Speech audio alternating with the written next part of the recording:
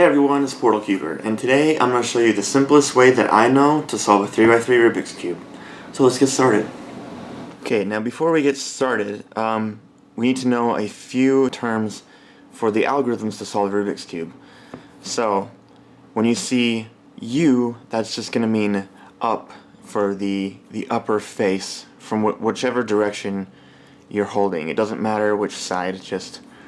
So U would be up in the clockwise orientation, and U prime will be the same, just counterclockwise.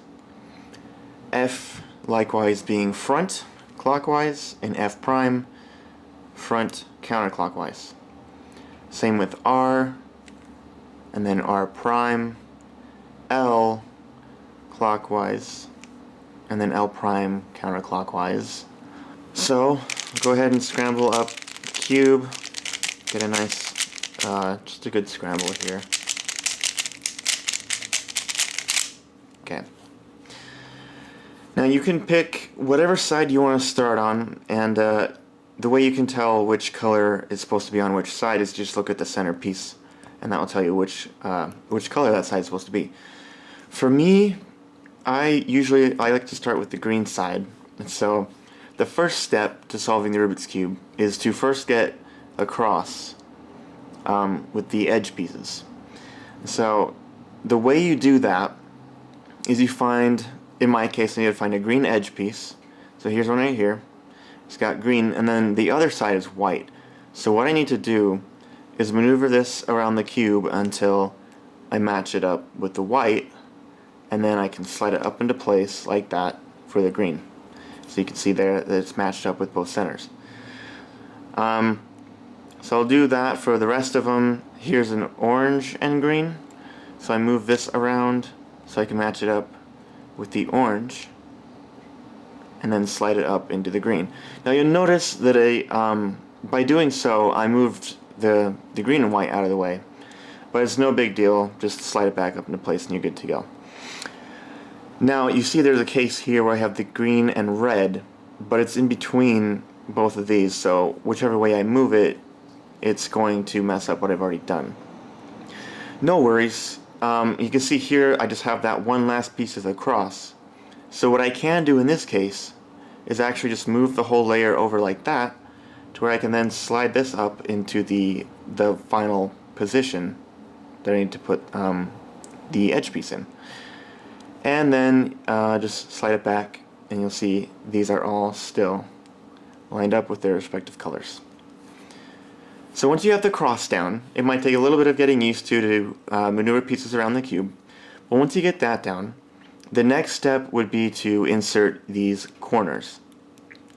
So you need to find a corner. Here I've got the green, red, and white.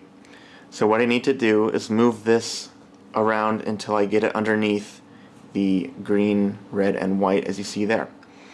Now the way to insert this, essentially what you got to do is just get it underneath where it needs to go. So make sure that the green, or whatever color you have on top, is facing towards you. And then since it's on the left, you move it over to the right side, bring the pocket down, slip the other piece back into the pocket, and then lock it in place. And just like that, you've inserted the corner. So do that for the rest of them. Here's another one. Conveniently, green, white, and orange is already in the corner I need to, so I'm going to move it to the right since it was on the left. Bring the pocket down, slide it in, and bring it back up. And I've inserted that one. So do that for all the others, and if it happens to be on the right side like this, so I just moved over to the right, since it's on the right, you move it to the left. To move it out of the way, bring the pocket down, slide it in, and bring it back up just like that. Now there are some cases where you might have a corner already inserted but in the wrong orientation, and the way you do this is you just replace this corner piece with literally any other corner. It doesn't really matter which one, so I can just like take this one, move it out of the way, bring the pocket down, slide that in, you can see it replaced it, and now it's out. So the green is now facing me, so I can do it one more time, move it out of the way, bring the pocket down, slide it in, and lock it. See there, we have the whole first layer is solved. So now for the second layer, what you want to do is you really only have to worry about 4 pieces, which are all of the edges that are going to be going in between the centers here. And the way you get those in, you only need to know 2 algorithms. It's essentially one, but just it's reversed depending on if you do it on the left or the right side. So what you want to do is you find an edge. So if I want to find like the yellow and the orange, look, here it is, yellow and orange, and I match up whatever color is facing, match up the center with the edge basically. So in my case it would be the orange. And since I need to move it down to this left side, I do this algorithm here. U prime, L prime, U, L. Very simple. We'll do that one more time. U prime, L prime, U, L. And as you see, what that did is it matched up this corner pair, this corner with the edge. And if you flip it around, you'll see that it's aligned up to be put back into place. So you just do what you did earlier. Since it's on the left side, move it to the right, bring the pocket down, slide it in, and it brings the edge piece with it. So we took it from here and we're able to move it down to there and keep everything in order. So in my case, I don't have any more edge pieces. All the ones that are supposed to be down here are in the wrong spots. And just like before with the corner, all we need to do here is replace, say I need to get the white and red over to right here. All I need to do to get it out of this spot is to replace it with any other edge. So I'm going to replace it with this one here. I'm going to do the algorithm U prime, L prime, U, L. And then turn it around, slip this corner back into place like that. And you'll see that I now have the edge piece taken out. And conveniently it's lined up for me, ready to go. So in this case I need to move it to the right side instead of the left. So you do the same thing as before, just on the right. So it would be U, R, U prime, R prime. And see that matched up the pair. Now I just turn it around and move this, insert it into the pocket like so, and you're good to go. So repeat the process until you get the rest of the edge pieces into their correct spots. So I move it down to the right, so I do U, R, U prime, R prime, flip it around, and move it back into place. And one final one, I'll need to take that one back out, like so. Then I'll just do it one more time, U, R, U prime, R prime, slip it back into place.